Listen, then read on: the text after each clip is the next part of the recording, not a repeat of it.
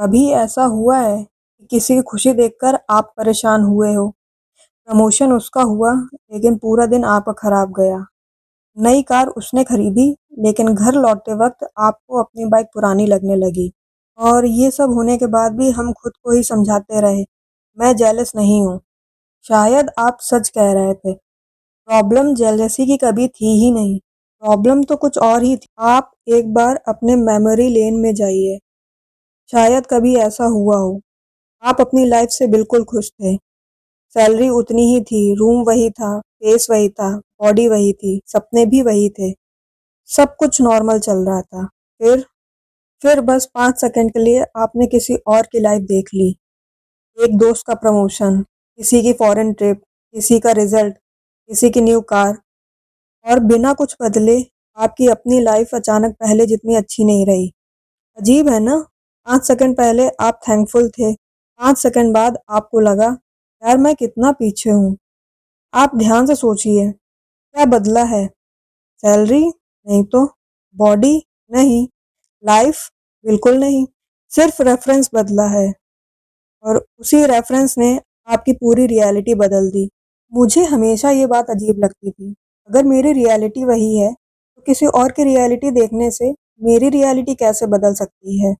एक ही सवाल बार-बार मेरे दिमाग में आ रहा था कि अगर मेरी लाइफ बदली ही नहीं, तो सिर्फ किसी और की लाइफ देखने से मेरी खुशी कैसे बदल गई? इसी एक सवाल ने मुझे कंपैरिजन के बारे में पढ़ना शुरू करवाया, और जितना पढ़ा उतना ही लग रहा था शायद हम कंपैरिजन को स्टार्टिंग से ही गलत समझते आए हैं, क्योंकि हम कंपैरिजन को एक इमोशन समझते थे, जेलसी, इनसिक्योरिटी, ईगो। लेकिन कंपैरिजन इनमें से कुछ भी नहीं है। कंपैरिजन एक इमोशन है, एक मेजरमेंट सिस्टम है, और शायद यहीं से हमारी सबसे बड़ी मिसअंडरस्टैंडिंग शुरू होती है। देखिए, अगर मैं बोलूँ ये बॉटल आधा लीटर की है, तो ये सिर्फ इन्फॉर्मेशन है। लेकिन अगर मैं बोलूँ इसके बगल वाली बॉटल 1 लीटर की है, तो अचानक आधी लीटर वाली बॉटल छोटी लगने लगती है। बॉटल बदली? नहीं, उसके पास खड़ी चीज़ बदल गई। और हमारा ब्रेन एब्सोल्यूट टर्म्स में दुनिया को कम समझता है, रिलेटिव टर्म्स में ज़्यादा। इसीलिए 10 लाख की सैलरी किसी को सक्सेसफुल लग सकती है और किसी को डिसअपॉइंटिंग। नंबर सेम है, एक्सपीरियंस अलग है। क्यों? क्योंकि हम नंबर एक्सपीरियंस नहीं करते, हम डिफरेंस एक्सपीरियंस करते हैं। और मुझे लगता है हम अपनी लाइफ डायरेक्टली कम जीते हैं, हम दूसरों की लाइफ के थ्रू ज़्यादा एक्सपीरियंस करते हैं। अजीब लगा ना? एक और एग्जांपल देखते हैं। हमारे स्कूल्स में सोचिए, जब हम क्लास में थे और एग्ज़ाम में 70 मार्क्स आए, अगर पूरी क्लास को 50 या 40 आए हैं, तो घर जाते वक्त आपके चेहरे पर स्माइल होती थी। लेकिन अगर पूरी क्लास के 95 आए हैं, तो वही 70 मार्क्स आपको रात भर सोने नहीं देते थे। अब सच सच बताइए, 70 मार्क्स कब बदले? कभी नहीं। तो फिर आपकी फीलिंग किस बात पर बदली? इसी सवाल का जवाब ढूंढते-ढूंढते मुझे एक और चीज़ समझ में आई। हम अक्सर कहते हैं, सोसाइटी हमें कंपेयर करना सिखाती है। पहले मुझे भी ऐसा ही लगता था, लेकिन अब नहीं। सोसाइटी ने हमें कंपेयर करना नहीं सिखाया। सोसाइटी ने बस कंपेयर के लिए मटेरियल दे दी। कंपैरिजन का सॉफ्टवेयर हम पहले से ही लेकर पैदा हुए थे। और ये कोई फ्लॉ नहीं है, ये हमारी स्पीशीज़ की सबसे ब्रिलियंट इन्वेंशंस में से एक था। सोचिए, अगर उन 70 मार्क्स के साथ हम लोग खुश हो जाते और दूसरों से कंपेयर ही नहीं करते, कभी ये ना सोचते कि ये मुझसे बेहतर कैसे कर रहा है, तो क्या आप कभी इम्प्रूव करते? शायद नहीं। कंपैरिजन ने हमको इनसिक्योर नहीं बनाया, कंपैरिजन ने हमें इंफॉर्मेशन दी। बट क्वेश्चन ये है, अगर कंपैरिजन ने हमें बेटर होना सिखाया है, तो फिर आज ये हमें एंग्शियस क्यों बना रहा है? इसका जवाब उस एनवायरनमेंट में छुपा हुआ है जहाँ कंपैरिजन हो रहा है। ज़रा सोचिए, स्कूल में हम सिर्फ अपने क्लासमेट से कंपेयर करते थे, जिसमें मैक्सिमम 40 टू 50 स्टूडेंट्स होते थे। फिर हमने अपने मोहल्ले, फैमिली, कज़न से कंपेयर करना स्टार्ट किया, तो ये नंबर बढ़कर 100 टू 150 पहुँच गया।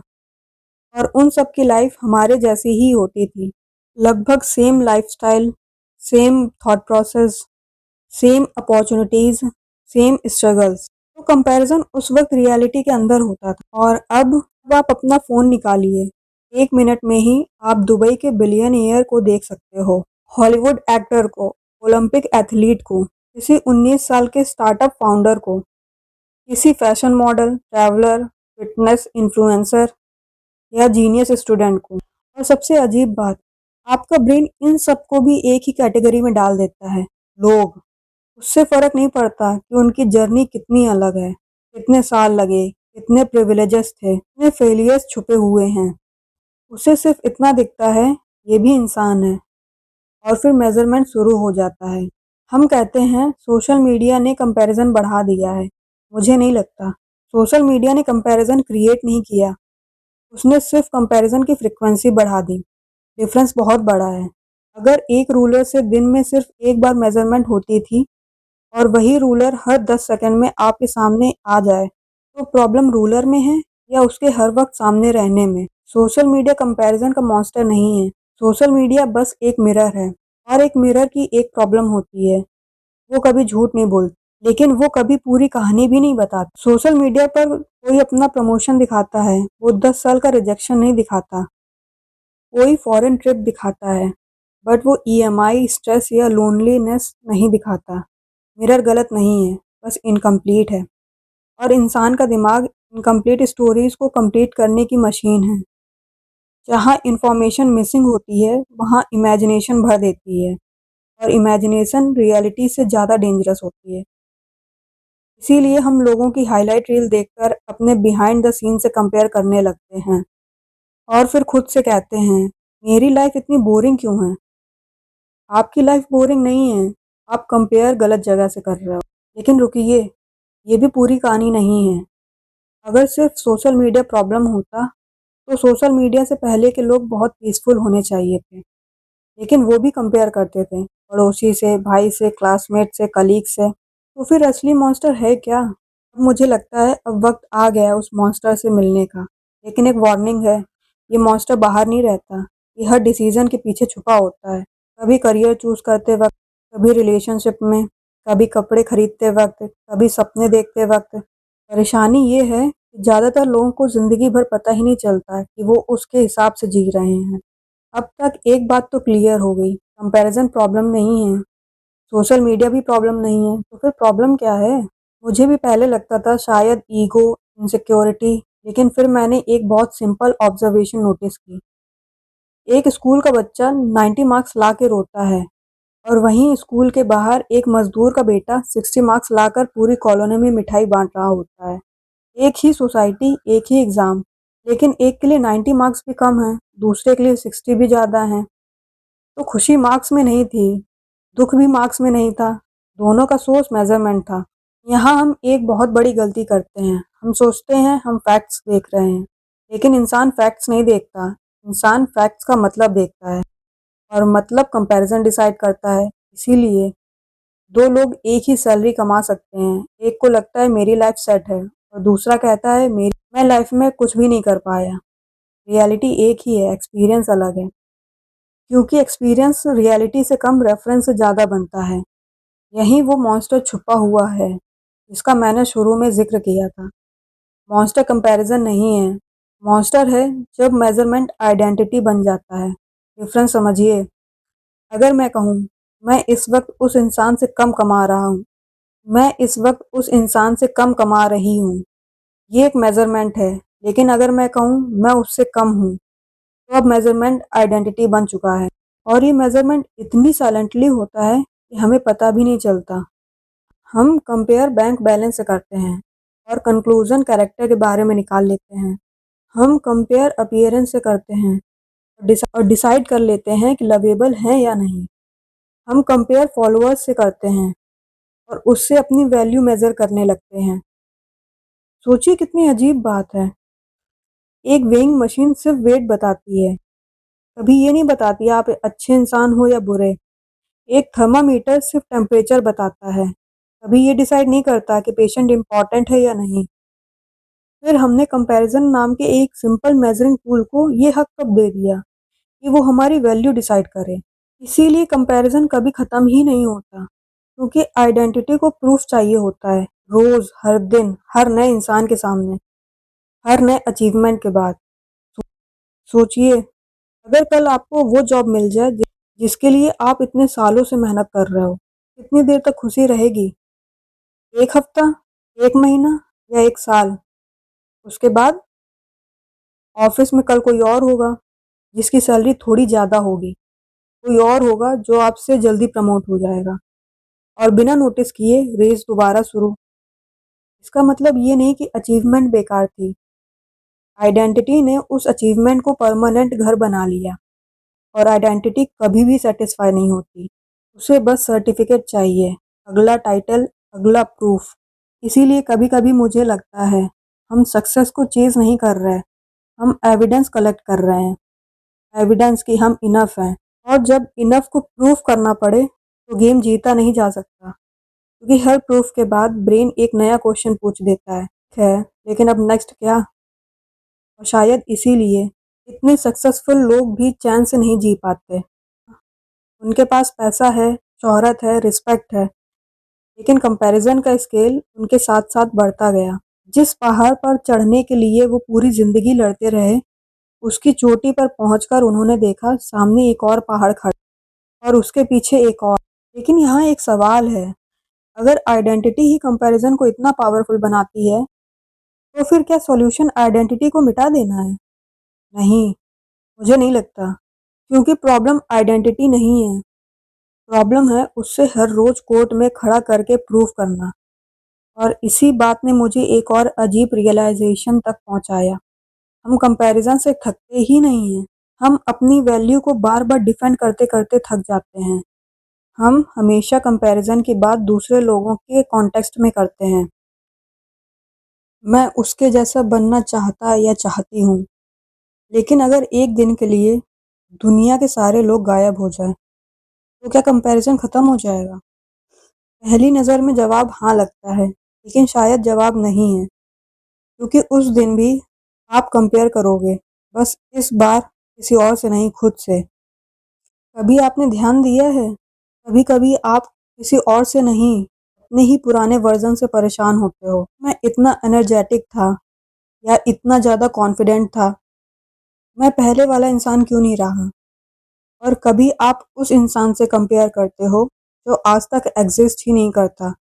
मुझे अब तक इतना सक्सेसफुल हो जाना चाहिए था, मेरी एज के हिसाब से मेरे पास ये सब होना चाहिए था। आपने ऑब्जर्व किया, एक कंपैरिजन पास्ट से है, एक फ्यूचर से, और प्रेजेंट प्रेजेंट तो बीच में खड़ा है, जैसे कोर्ट रूम में कोई एक्यूज्ड, हर दिन उसका ट्रायल चलता रहता है और जज कौन है? आपका अपना दिमाग। शायद इसीलिए हम इतना थक जाते हैं, लोगों की वजह से नहीं, अपने ही अंदर चल रहे कोर्ट रूम की वजह से। हर डिसीजन एक एविडेंस बन जाता है। जिम गए, गुड, नहीं गए, लेजी। प्रमोशन मिली, वर्दी, नहीं मिली, एवरेज। एक गलती हुई, लूजर। एक अचीवमेंट मिली, फाइनली, लेकिन और भी करना है। हम इंसिडेंट्स को इंसिडेंट्स की तरह देखते ही नहीं, हम उन्हें कैरेक्टर सर्टिफिकेट बना देते हैं। एक एग्जाम फेल हुआ और हम कह देते हैं, मैं फेलियर हूँ। एक रिलेशनशिप टूट गया और हम कह देते हैं, मेरे में ही कोई कमी होगी। एक बिजनेस चल गया और हम कह देते हैं, अब मैं किसी से कम नहीं। लेकिन एक इवेंट पूरे इंसान की डेफिनेशन कैसे बन गया? हमारा ब्रेन प्रिडिक्शन मशीन है, ये सिर्फ प्रेजेंट नहीं देखता, ये हर वक्त एक सवाल पूछता रहता है, मैं कहाँ हूँ और मुझे कहाँ होना चाहिए। ये सिस्टम तो सर्वाइवल के लिए बना था ना, तो आप घर कभी पहुंचोगे ही नहीं। लेकिन आज वही सिस्टम एक और सवाल पूछने लगा है, मैं कैसा इंसान हूँ? और उसका जवाब ढूंढने के लिए वो हर जगह एविडेंस कलेक्ट करता रहता है। Followers, salary, marks, looks, relationship, job title, और सबसे खतरनाक बात, उसे कभी इनफ एविडेंस मिले ही नहीं, क्योंकि आइडेंटिटी कोर्ट का केस नहीं है जो एक दिन क्लोज हो जाए। ये तो हर सुबह दोबारा खुल जाता है। अब एक थॉट एक्सपेरिमेंट करते हैं। मान लीजिए कल सुबह आप उठते हो और जादू से आपको वो सब मिल जाता है जो आप चाहते हो। Dream job, perfect body, enough money, respect, recognition, सब। अब एक सवाल, कितने दिन लगेंगे जब तक आपका दिमाग किसी नए इंसान को ढूंढ ना ले जिसके पास आपसे थोड़ा ज़्यादा हो? का 1 महीना, शायद उससे भी कम। क्यों? कंपैरिजन का टारगेट चेंज होता रहता है। लेकिन उससे भी तेज आइडेंटिटी को प्रूफ चाहिए होता है। प्रूफ कभी परमानेंट नहीं होता है। बट अगर कंपैरिजन ही नहीं होता तो बेटर का मतलब भी नहीं होता। एक साइंटिस्ट क्यों रिसर्च करता है? एक एथलीट रोज प्रैक्टिस क्यों करता है? एक आर्टिस्ट अपनी पेंटिंग को और बेहतर क्यों बनाता है? इंसान हमेशा से इम्प्रूव करना चाहता है और इम्प्रूव करने के लिए उसे किसी के रेफरेंस की ज़रूरत थी।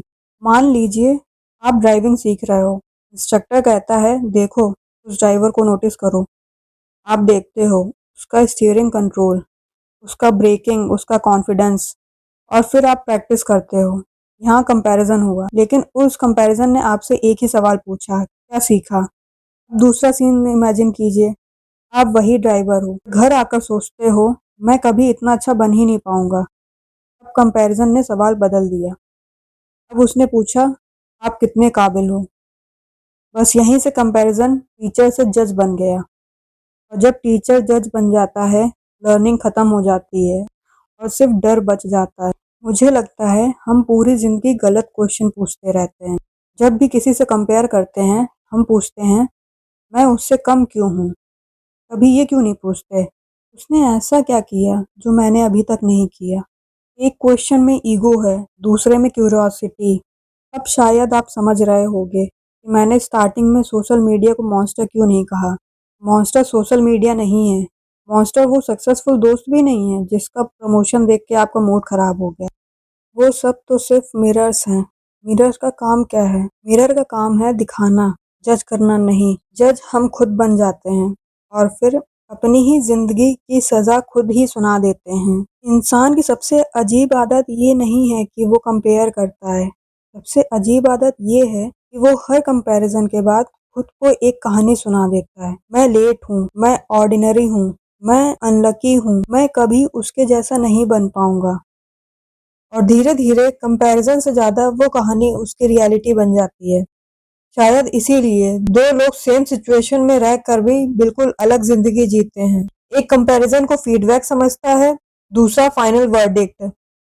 और फीडबैक बदला जा सकता है, वर्डिक्ट सिर्फ एक्सेप्ट की जा सकती है। इसीलिए सबसे डेंजरस कंपैरिजन वो नहीं जिसमें आप किसी और को देखते हो। सबसे डेंजरस कंपैरिजन वो है जिसके बाद आप अपने बारे में एक परमानेंट कंक्लूजन बना लेते हो। असली पॉइंट ये है, कंपैरिजन आपकी खुशी नहीं चुराता। कंपैरिजन के बाद आप अपने बारे में जो इमेज बना लेते हो वो चुराता है। ये वीडियो देखने के बाद भी कल सुबह आप सोशल मीडिया खोलेंगे, किसी दोस्त की प्रमोशन देखेंगे, किसी की बॉडी ट्रांसफॉर्मेशन, किसी की यूरोप ट्रिप, और शायद एक सेकंड के लिए वही पुरानी फीलिंग दोबारा आएगी। दिल हल्का सा भारी होगा।